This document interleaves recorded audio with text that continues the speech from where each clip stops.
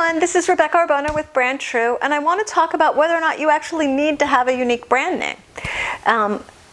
You would think that you do.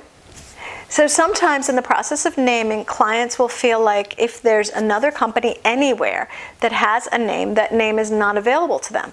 But the fact of the matter is, no, this is not as much of a problem as you might think. It's not a great situation. You would prefer to have a completely unique name. But there's lots and lots of examples where brand names can coexist. Take Dove chocolates and Dove, what used to be a soap and is now soap, skincare, shampoo, all of that, a beauty brand really.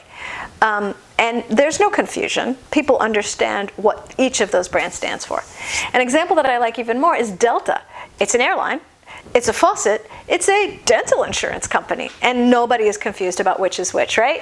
So obviously the very first most important, the lowest bar is it can't be in the same category. If it's in the same category, you can't have, you can't legally clear the name. And that makes sense because there would be confusion. A reasonable person would be confused.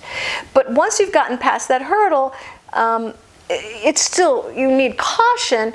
What I want you to think about is a couple of things. First of all, are you speaking to the same audience? Even if it's a very different category, if you're speaking to the same audience, that would give me pause. So like the Dove and Dove example, they are kind of speaking to the same audience now, but in the beginning, the chocolates were regional. They weren't when they were first founded, right around the same time, speaking to the same audience. So look out for that.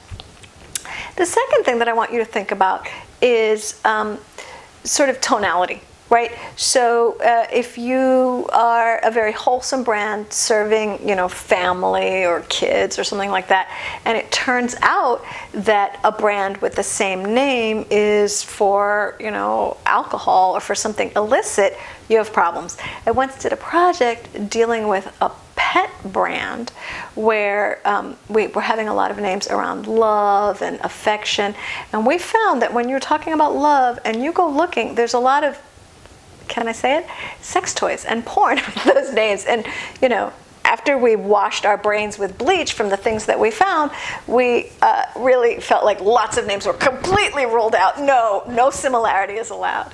And the third thing is there something contradictory? So is it really, really different? Financial services and I don't know what, gambling? That's not good, even though it's not the same category. So think through these things. Be super careful. It's not our favorite choice when we have non-unique names, but it's not a deal breaker, and I think it's really important for people to understand that and keep that in mind.